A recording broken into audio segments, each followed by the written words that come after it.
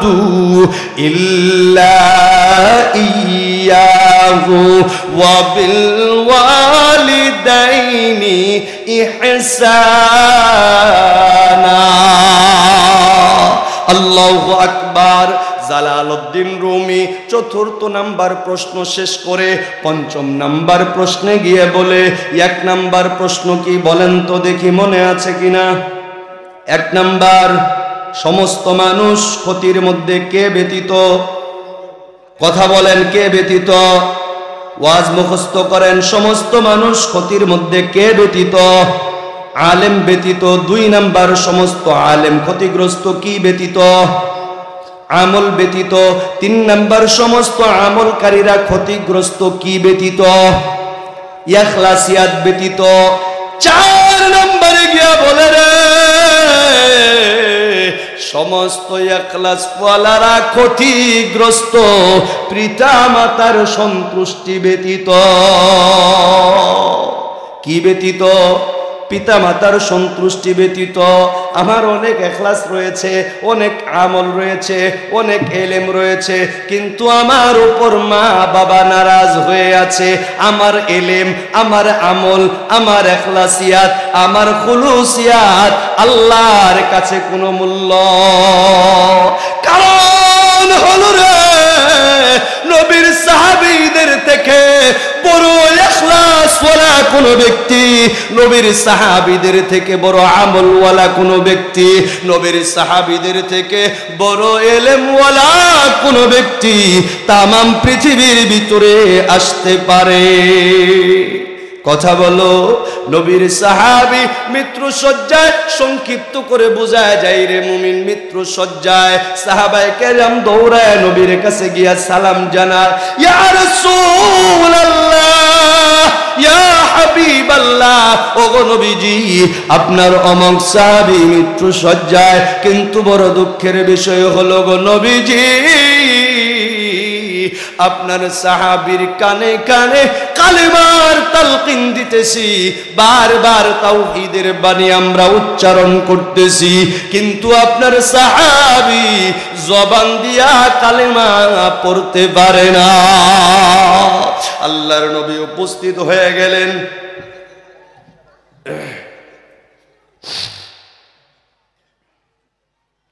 আল্লাহর নবী সাল্লাল্লাহু আলাইহি সাল্লাতু ওয়াস সালাম উপস্থিত হয়ে গেলেন। উপস্থিত হয়ে আল্লাহর নবী বলে, রে সাহাবায়ে কেরাম, আমার এই সাহাবীর মা বাবা অথবা মা অথবা বাবা কেউ কি জীবিত আছে? বলে, ইয়া রাসূলুল্লাহ, আপনার সাহাবীর মা জীবিত আছে। বলে, তাকে ডাক দাও। সাহাবীর মা সামনে আসে। আল্লাহর নবী জিজ্ঞাসা করে, রে সাহাবীর মা, তুমি কি কোনো কারণে তোমার সন্তানের উপরে অসন্তুষ্ট রয়েছ? সাহাবীর মা ডাক দেয়া বলে, ইয়া রাসূলুল্লাহ, ইয়া হাবিবাল্লাহ, ওগো নবীজি, ও আমার মনে কষ্ট দিয়েছে, আমি ওকে ক্ষমা করব না। আল্লাহর নবী বলে, সাহাবীরা লাকড়ি জোগাড় করো গো, খড়ি সংগ্রহ করো। সাহাবীর মা ডাক দিয়ে বলে, ইয়া রাসূলুল্লাহ, লাকড়ি দিয়ে কি হবে? আল্লাহর নবী বলে, রে বৃদ্ধা, তোমার সন্তানকে আগুনের মধ্যে জ্বালায়া পোড়ায়া ছারখার করে দিব। বৃদ্ধা মহিলা চোখের পানি ছেড়ে দিয়ে কান্দে। নবীকে ডাক দিয়ে বলে, ইয়া রাসূলুল্লাহ, ইয়া হাবিবাল্লাহ, ওগো নবীজি, যেই সন্তানকে আমি 10 মাস 10 দিন গর্ভে ধারণ করেছি, 32 দাঁড়ের দুগ্ধ পান করিয়েছি গো নবীজি, আমার সন্তানকে আমার চোখের সামনে আগুনের মধ্যে পুড়বেন আমি সহ্য করতে পারবো না। আল্লাহর নবী বলে, রে সাহাবীর মা, তোমার সন্তানকে দুনিয়ার আগুনের মধ্যে জ্বালাবো, সহ্য করতে পারবা না। আল্লাহ তাআলা তোমার সন্তান যদি বেঈমান হয়ে মারা যায়, কালমা না পড়তে পেরে মারা যায়, ঈমানি মওত যদি গ্রহণ করতে না পারে রে, কাল কিয়ামতের ময়দানে, হাসরের ময়দানে দুনিয়ার এই জাহান্নামের আগুনের চেয়ে কোটি কোটি গুণ বড় শক্তিশালী আগুনের মধ্যে জ্বালানো হবে। সহ্য করতে পারবা? সাহাবীর মা ডাক দিয়ে বলে, ইয়া রাসূলুল্লাহ, আমি আমার সন্তানকে অন্তর থেকে ক্ষমা করে দিয়েছি। সুবহানাল্লাহ। সাথে সাথে সাহাবী জবান দিয়ে শুরু হয়েছে, লা ইলাহা ইল্লাল্লাহ, লা ইলাহা ইল্লাল্লাহ,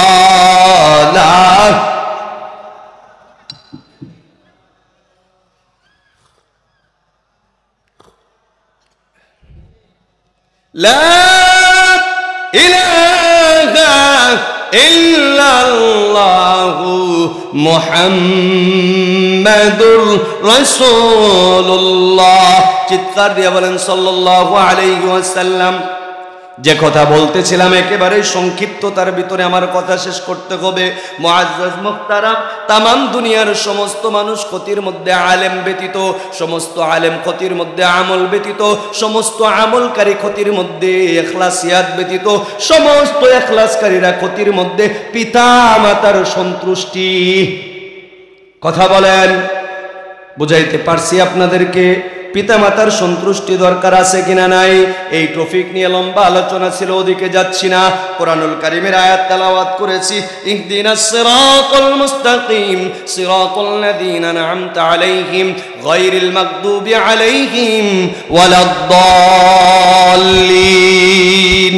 জালালউদ্দিন রুমির এই আলোচনার সাথে যেই আলোচনাটাকে নিয়ে অ্যাডজাস্ট করেছে, আল্লাহ তাআলা বলেন, রে দুনিয়ার মানুষেরা, তোমরা গো আমি আল্লাহর কাছে দোয়া করো, ইহদিনাস সিরাতাল মুস্তাকিম। প্রত্যেক নামাজে, 5 ওয়াক্ত নামাজে, প্রত্যেক রাকাতে যেই সূরা তেলাওয়াত না করলে নামাজ হবে না। ওই সূরার ভিতরে আল্লাহু আকবার আমরা আল্লাহর কাছে বলি, আয় আল্লাহ, আপনি আমাদেরকে সদা সর্বদাই সোজা রাস্তায় পরিচালিত করুন। কথা বলেন ঠিক কি ঠিক না? সোজা রাস্তায় পরিচালিত করুন। এই সোজা রাস্তাটা আবার কোনটা? এই রাস্তাটা কাকে বলে? পরবর্তী আয়াতের মধ্যে সেটাও আল্লাহ তাআলা আমাদেরকে শিক্ষা দিয়ে বলে, সিরাতাল্লাযীনা আন'আমতা আলাইহিম। ওগো মালিক, ওগো আল্লাহ,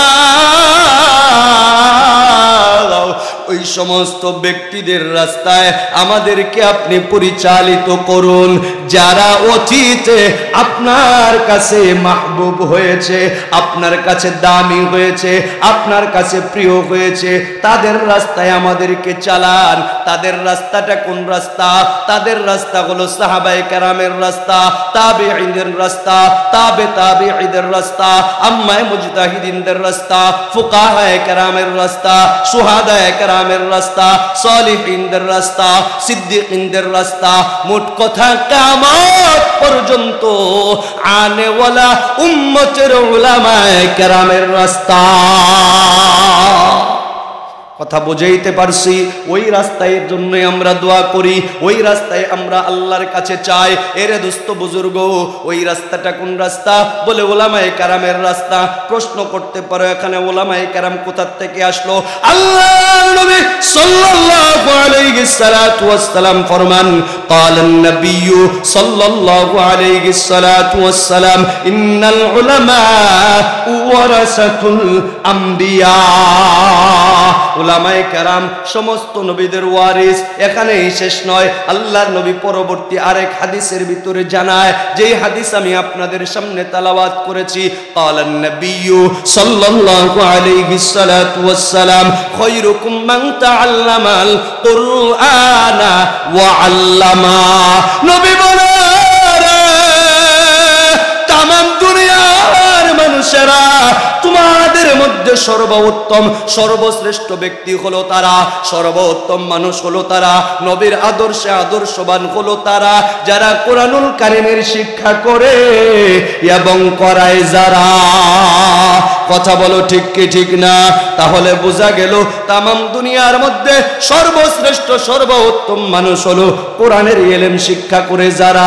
আর কোরআনের ইলম যার মধ্যে নাই ওই ব্যক্তি নিশ্চয় ক্ষতির মধ্যে আছে। কথা বলো ঠিক কি ঠিক না? সংক্ষিপ্ত আকারে একেবারে 5 মিনিটের ভিতরে আলোচনা সমাপ্তির দিকে নিয়ে যাচ্ছি, মনোযোগ দিয়া বুঝো। আল্লাহর নবী সাল্লাল্লাহু আলাইহি সাল্লাতু ওয়াস সালামের হাদিস থেকে বোঝানোর জন্য চেষ্টা করতেছি গো। তাহলে বোঝা গেল মাদ্রাসায় যারা পড়ে, মাদ্রাসায় যারা পড়ায়, নিশ্চয় আল্লাহর আকাশের নিচে জমিনের উপরে এরা সবচেয়ে ডাক্তার, ইঞ্জিনিয়ার, ব্যারিস্টার, উকিল, মুক্তার, জজ, এদের থেকে এদের ইজ্জত কে বাড়ায় দিছে বলো?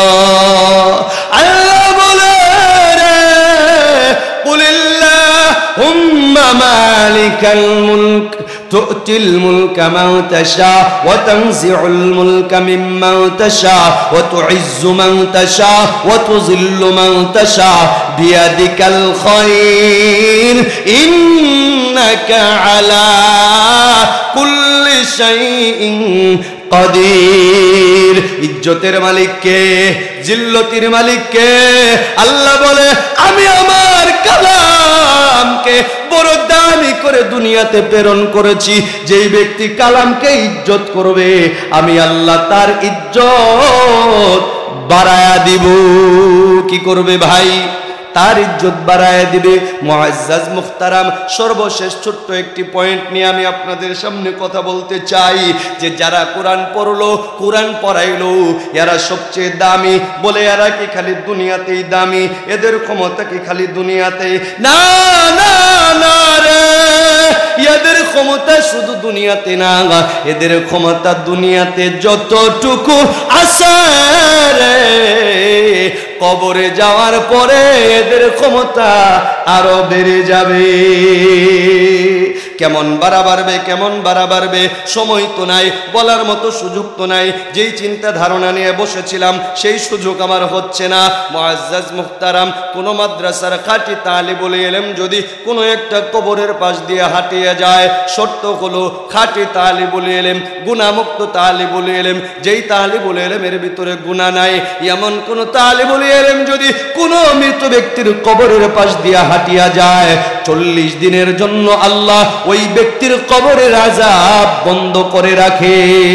যদিও হাদিসের রাওয়ায়াতটা দুর্বল, যদিও হাদিসের রাবিটা দুর্বল, কিন্তু কথা তো আছে কিনা নাই? কথা আছে কিনা নাই? দুনিয়ার কোনো ডাক্তার, কোনো উকিল, কোনো ব্যারিস্টার, কোনো মুক্তার, কোনো জজ, কোনো এমপি, কোনো মন্ত্রী কিয়ামত পর্যন্ত যদি কবরের পাশ দিয়ে হাঁটিয়া যাওয়া তো দূরের কথা, কিয়ামত পর্যন্ত যদি কবরের পাশে চেয়ার গাইরা বসে থাকে, একটা সেকেন্ডের জন্য কবরের আযাব বন্ধ হবে নি। কথা বলেন, কথা বলেন। তাহলে কাদের ওসিলায় বন্ধ হইল? এদের পাওয়ার কত? এখানে শেষ বলে না, না, কাল কিয়ামতের ময়দানে, হাসরের ময়দানে আয়াত হাদিস পড়ার সুযোগ নাই, বাংলা কথা বইলা যায়। আল্লাহ বলবে ও হাফেজ তেলাওয়াত শুরু কর। হাফেজ তেলাওয়াত শুরু করবে, আল্লাহু আকবার, সূরা ফাতিহা থেকে শুরু করে সূরা নাস পর্যন্ত হাফেজ তেলাওয়াত শেষ করবে। নিচের দিকে তাকায় দেখবে হাফেজ 6666 তালা বিল্ডিং এর সুবহানাল্লাহ বলতেন না? দুনিয়ার সর্বোচ্চ বিল্ডিং হইল 150 তালা। কত তালা? তাও আবার ভাঙ্গে পড়ছে, কারণ আপনারা যে রোডের বদলে বাঁশ দেওয়া শিখছেন, কথা বোঝেন নাই? তাও আবার কি করছে? ভাঙ্গে পড়ছে। কি লিগা? আমরা রোডের বদলে কি দেওয়া শিখছি? বাঁশ দেওয়া শিখছি। আল্লাহ কয় রে হাফেজ, তোর বাড়ি বানাইতে গিয়া রোডের বদলে আমি আল্লাহ বাঁশ দিব না, বাঁশ দিব না, আমি আল্লাহ রডই দিব। কিন্তু দুনিয়ার জিন্দেগির পচা গন্ধা লোহার রড নয় রে। তোর বিল্ডিং বানাইতে গিয়া যেই রড ব্যবহার করব সেই রড হবে স্বর্ণের রড। কিসের রড? আল্লাহ কয় দুনিয়ার বাড়ি বানাইছো ইট দিয়া। বলে কেমন ইট, কেমন ইট, কেমন ইট? যেই ইট হাত দিয়া ঘুষি মারলেই ভাঙ্গা যায় পুরামাড়ি। কথা কয় না। কি মাটি? পুরা মাটি। জাগায় জাগায় বৃদ্ধাশ্রম, জাগায় জাগায় বৃদ্ধাশ্রম, জাগায় জাগায় গুচ্ছ গেরাম। লক্ষ্য করে দেখি গো আজকে কইরা গেছে, এক সপ্তাহ পরে দেওয়াল খুইলা খুইলা চিত্ত রইছে। কি হইছে? চিত্ত রইছে। কিল্লিগা? পুরা মাড়ি। আল্লাহ কয় রে হাফেজ, পুরা মাটির ইট দিয়া আমি তোরে বেজ্জতি করব না। আমি আল্লাহ তোর জান্নাতের বাড়ি বানাইতে ইয়াকুত মারজান পাথরের ইট ব্যবহার করব। কথা বুঝতেছেন? সর্বশেষ পয়েন্ট, সর্বশেষ পয়েন্ট। আপনারাও রং দেন, আমরাও রং দেই। এমন রঙের রং গো, শিল তো চরক তো দূরের কথা, যদি ইদ্দুল্লাহ বড় বৃষ্টির ফুড়া পরে সিমিট হইতে রং হইতে খয়া পাতালো যায় কি যায় না? উন্নয়ন। আমি কারো সমালোচনা করতেছি না, আমি আমাদের দোষগুলা বলতেছি। মুআজ্জাজ মুহতারাম, আল্লাহ বলে হাফেজ তোর বাড়িতে এমন রং আমি ব্যবহার করব না। তোর বাড়ির প্রলেপটা আমি স্বর্ণ এবং রূপা দিয়া ঢালাই করে দিব। শুধু কি এখানে শেষ? বলে না, হাফেজে কোরআনকে বলবে এই তোর বাড়ি বানান শেষ, জান্নাতে যা। কই খুদা জান্নাতে বুঝি আমারে একাই দিলা? তাই তো। কই না না না মালিক, একা জান্নাতে যাব না। যেই বাবা আমাকে মাথার গাম পায়ে ফেলে অক্লান্ত পরিশ্রম আর মেহনত করে রিক্সা চালিয়ে ঠেলা চালিয়ে মাটি কেটে রোদে পুড়ে বৃষ্টিতে ভিজে ইনকাম করে তার উপার্জিত সম্পদ দিয়ে আমাকে হাফেজ বানিয়েছে। ওগো মালিক, ওই বাবাকে রেখে আমি জান্নাতে যাব না। আল্লাহ বলে হাফেজের বাবা কোথায় রে? যা যা জান্নাতে চলে যা। হাফেজ বলবে খোদা গো এখানেই তো আমার সুপারিশ শেষ না। ও মালিক, যেই মা জননী 10 মাস 10 দিন আমাকে গর্ভধারণ করেছে, 32 ধারের দুগ্ধ পান করাইছে, কনকনে শীতের রজনীতে বিছানার মধ্যে আমাকে নিয়ে ঘুমাইছে, ডান পাশে প্রস্রাব করে ভিজিয়ে দিয়েছি। মা জননী বাম পাশে নিয়েছে, তাও প্রস্রাব করে ভিজিয়ে ফেলেছি। মা জননী নিজে ভিজা জায়গার ভিতরে শুইয়া আমাকে শুকনা জায়গায় শুয়াইছে, ওই জায়গাটাও ভিজিয়ে দিয়েছি। মা জননী টান দিয়া বুকের উপরে রাইখা সারা রাত্র বসে বসে কাটিয়ে দিয়েছে। চাচির বাড়িতে বেড়াইতে গিয়েছে, চাচি আমার মাকে একটা আপেল দিয়েছে, নিজের মনটাকে পাথরের মতো বানায়া আঁচলের নিচে লইয়া আমার সামনে তুলে ধরেছে। আমি খাইলে মা খুশি হয়েছে। ওগো মালিক, এমন মাকে রেখে আমি একা জান্নাতে যাব না। আল্লাহ বলবে হাফেজের মা যা যা রে যা, তুইও জান্নাতে চলে যা। হাফেজ তো নাসরবান্দা।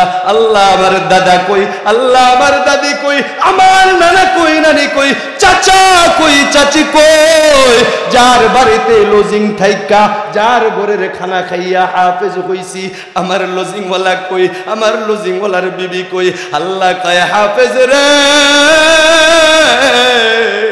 পাওয়ার দিয়ে দিলাম রে, জান্নাত থেকে বাইসা বাইসা জান্নাতে নিয়ে যা। এ মুসলমান জবাব দাও, এই পাওয়ার কি কুরআনওয়ালা ব্যতীত অন্য কাহারও থাকবে? কোরআনওয়ালা ব্যতীত অন্য কাহারও থাকবে? তাহলে কোরআনওয়ালা দরকার আছে কিনা নাই? ও মিয়া, সিন্নি খাইল মোল্লা চিনল না। কথা কথা গো, সিন্নি খাইলা মোল্লা চিনলা না, আজকে মাদ্রাসার ছাত্র যদি পদ দিয়ে আইডা যায় চোখটা বেহা করে যায়, ওই যে দেখ মিসকিন যায়, এরে পুরা কপাল। যারে মিসকিন কো মিসকিন তো না, বড় মিসকিন হইলি তুই। কথা কয় না? আমি আমার কথা কই, হুজুর বেয়াদবি মাফ করবেন, সময় লম্বা হয়ে যাচ্ছে। আমারে যখন আমি আমার বংশের না, আমার গ্রামের সর্বপ্রথম আলেম, তাইলে বুঝেন কি জাত গ্রাম আমার, কেমন বড় জন্ম। সবার পইলে আলেম আমি, বর্তমান জেলা আছে সব আমার ছাত্র। তা আমারে বাপে মাদ্রাসায় দিত না, এটা বুঝে না। আমার নানা ছিল তাবলিগ জামাতের আমির, সরিষাবাড়ি থানা তাবলিগের আমির ছিল। তো নানা তো বড় তাবলিগ জামাতের আমির, ভালো বুঝি। আমি আমার নানার বড় নাতি, তো নানা মারে কয় যে তোর ফুলাডারে মাদ্রাসায় ভর্তি করাই দিই। তো ওই সময় থেকেই নানা আমারে দেখভাল করতো, মাদ্রাসায় ভর্তি করাইছে। যেই দিন সর্বপ্রথম পয়লা মাদ্রাসার যামো আর কি, প্রথম দিন তো ঘরের সাথে ঘর, দাদা চাচা আছে না, এখন এরা তো গ্রামের মানুষ। তো আমার দাদি আমারে নিয়া ওই পাশের ঘরের দাদা দাদি যারা আছে ওদের সাথে দেখা করাইতেছে। আজকে পোলাডারে থোয়া আইব, কতদিন পরে নিয়ে আইব, একটু দেহা সাক্ষাৎ করাইতেছে। আমারে কয় এই ফইরা বিদ্যা পড়বার গেতাছস? কন কি বিদ্যা? ফহিরে বিদ্যা পড়বার গেতাছস? কথাটা আমার দিলের মধ্যে ওই সময়ই একদম পুরা রেদ আছে না, পুরা রেদ যেটা গরম দেয় আর ঠাইসা ধরে, এই রেদের মতো করে কলজার মধ্যে গাইতে গেছে। পয়লা দিনই বিসমিল্লাও কইছি না, আলিফ বাতাও শিখছি না। ওই সময় বেজালটা বাজাইছে, জায়গা ঘুরে গাইরা গেলাম মাদ্রাসায়। মোটামুটি আল্লাহর রহমতে আলহামদুলিল্লাহ যেই দিন হাফেজটা হইলাম, হাফেজ শেষ করে আইলাম। আহার পরে দেখি যখন পাগড়ি দিব, আমার বাপে আবার আল্লাহ তাআলা যাই কিছু দিছে মোটামুটি, তখন আব্বা নিয়ত করছে পোলা হাফেজ হয়ে বাড়ি তাইলে গরু জো করে এলাকার মানুষের খিলাম, কারণ এলাকার মধ্যে তো আর আলেম নাই। তে আব্বা গরু এড়া মোটামুটি সাইজের জো করে বেহের দাওয়াত দিছে। ওই দাদা দাদি কি আর বাহি আছে নাকি, স্বাস্থ্য দাদা হেডা হওয়াইছে, হেডা প্রাইমারি স্কুলের মাস্টার আছিল, হিট হওয়াইছে দাওয়াত খাবার। বললাম দাদা ফহিরে বিদ্যা তো হিগে কমপ্লিট করে আইলাম, এখন ভিক্ষা শুরু করবো। কি শুরু করবো? ভিক্ষা শুরু করবো। মুস্কি মুস্কি হাসে, কই না হাফেজ তো মোটামুটি হয়েছস, ভালোভাবে পড়াশোনা করে মৌলানা ঠালানা শেষ করা হইলে মোটামুটি কোনোরকম ভাবে চলবার ভাবি, মোটামুটি কোনোরকম ভাবে চলবার ভাবি। তাও বালা কথা কয় না, তাও কি কয় না, বালা কথা কয় না। সর্বশেষ আলহামদুলিল্লাহ কন হাফেজ মৌলানা যখন শেষ করলাম, উলুমুল হাদিস পড়লাম, এফটা পড়লাম, পড়ার পরে যখন সর্বপ্রথম আমার খেদমত হয় গাজীপুর চন্দ্রা মাহমুদনগর দারুল উলুম মাদ্রাসায়। আলহামদুলিল্লাহ প্রথম বছরই উস্তাদের নেসবতে যাত্রাবাড়ি মাদ্রাসার মুফতি মুজিবুর রহমান সাহেব হুজুর তার মেয়েকে আমার কাছে তুলে দিছে।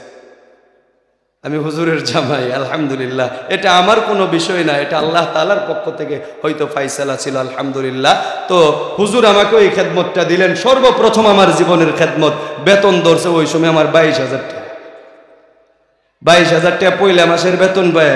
আব্বারে কইছি আব্বা কারো জন্য কিছু কিনো আর না কিনো, ওই পুরা কমাইলে দাদার নিগাটা প্যান্ট আর শার্ট কিনো। কথা বোঝেন নাই?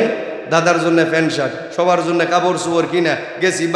বাড়ির যায় দাদারে কই দাদা তুমি বেতন জানি কত পাও? প্রাইমারি তো হনো সরকারি হয় না, বেতন জানি কত পাও? কই যে স্কুল তো নেবি মোটামুটি 6,500 টাকা দেয়। আমি কই ফহির তো তুমি পড়ো, আমি পাই 22,000, তুমি পাও 6,500। ফহির কেরা? কথা কয় না? ফহিরা বিদ্যা শিখছি না, হ্যাঁ? আরে মিয়া খাইতে খাইতে খাইতে চাই না, মাদ্রাসার ছাত্রদেরকে জিজ্ঞেস করে দেহ, মিয়া তোমরা ভাত পাও না? আমরা পোলাও ফালাইয়া দেই, খাই না। ফহিরা বিদ্যা হিগি নাই। মাদ্রাসায় যারা পড়ে এরা ফকির নয়, এরা ভিক্ষুক নয়, এরা আল্লাহর কাছে সবচেয়ে দামি। এ মুসলমান কান খুলে শুনো, যারা বলবা মাদ্রাসার ছাত্র ফকির, ইয়েতিম, অসহায়, হতদরিদ্র, আমি তোমাদেরকে বলবো তোমার কপাল পুড়ে গেছে, তোমার মাইন্ড নিচু হয়ে গেছে। তোমার মতো নিচু মনের মানুষ কেউ হতে পারে না। কারণ আল্লাহর নবী যাদেরকে দামি বলে তুমি তাদেরকে নিচু বলো, তোমার মতো গাদ্দার আর একজনও হতে। আল্লাহ তাআলা বলে আসমানের জায়গায় থাকবে ততদিন, জমিন জমিনের জায়গায় থাকবে ততদিন, সূর্যটা সূর্যের জায়গায় থাকবে ততদিন, চন্দ্রটা চন্দ্রের জায়গায় থাকবে যতদিন, কোরআন পড়নেওয়ালা, আল্লাহ আল্লাহ বলনেওয়ালা তামাম দুনিয়ায় থাকবে যতদিন। মাদ্রাসা নাই, মসজিদ নাই, আলেম নাই, ছাত্র নাই, এর কপাল পুরা, সূর্যটা খইয়া ঠাস করে পইরা যাব, দিশাও পাইব না। মোল্লা খা সিন্নি খাইলা মোল্লা, সিন্নি খাইলা মোল্লা। সর্বশেষ কথা আমার উস্তাদ আল্লামা মাহমুদুল হাসান সাহেব দাওমাত বারকাতুহুম মাদ্দাজিল্লুল আলী হুজুর আমাদেরকে মাঝে মাঝেই বলতেন, তোমরা তো বড় পাত্র। কি বলতেন? তোমরা বড় পাত্র। আমরা বলতাম, হুজুর কেমনে বড় পাত্র হইলাম? হুজুর কয়, বুঝো নাই? বুখারী শরীফের সানি অধ্যায়ের একটি হাদিস বুঝাইতে গিয়া, ইলমের ফাজাইল বুঝাইতে গিয়া হুজুর এই কথাটা বলেছিলেন যে কেমনে হইলাম বড় পাত্র। হুজুর বলে, বুঝো না, বুঝো কেমনে? হুজুর কয়, একজন বরের জন্য বিয়ের আয়োজন, মানুষ যায় কতজন? কইলাম 20, 30, 50, 100। কয় যে দাওয়াত সবাইরেই দিছে? কয় হ। এর মধ্যে বেড়ার দুই এটা শত্রু নাই? কয় আছে, তা করে কেড়ে দাওয়াত দিছে। কয় ঘরের হাতে ঘর, যদিও শত্রু, দাওয়াত না দিলে খারাপ দেখা যায়। কথা কন। জামাই কি কইব যে ঘরের হাতে ঘরের পরেও দাওয়াত দেয় নাই, মনে হয় লোকগুলা ভালা না? কথা কন। এই জন্য তাদেরকে দাওয়াত দিছে। বলে ওই বাড়িতে কুত্তে বিলেই জিল্লা আছে। কইল্লা হুদ্দে। কথা কন। ওরা কি আর বাকি থাকে? কুকুর বিড়াল পাখি পঙ্খী এরা কি আর বাকি থাকে বলেন? এরা সহ খায় না? বলে বটটা যদি খালি না যায়, 100 জন মানুষ দাওয়াতি ব্যক্তি গেছে, কুত্তে বিলাই সব আছে, কিন্তু বর নাই, খাবার দিব? আমনে করে এলাকায় দিবেন আপনারা? হ্যাঁ, খেয়ে কই যার জন্য রান্না করছি সেই আসে নাই। তাহলে রান্না করছেন কার জন্য? একজনের জন্য, বরের জন্য। বর আছে তো সবাই পাবে, বর নাই কেউ। রে মুসলমান, হুজুর বুঝায়, কুরআন ওয়ালারা হলো রে আল্লাহ তাআলার পক্ষ থেকে দুনিয়ার জন্য বর, এদের জন্য যে রিজিকের ব্যবস্থা করা হয়েছে, এদের জন্য জমি থেকে দান হয়, এদের জন্য জমি থেকে ফসল হয়, এদের থেকে গাছের থেকে ফল হয়, এদের থেকে নিচের থেকে মিষ্টি পানি আসে, এদের জন্য ডাবের ভিতরে পানি হয়। কিন্তু বড় খায়, সবাই খায়, ওসিলা কার? বরের। দিছে কার জন্য? বরের জন্য। হুজুর বলে, তোমরা হইলা বর,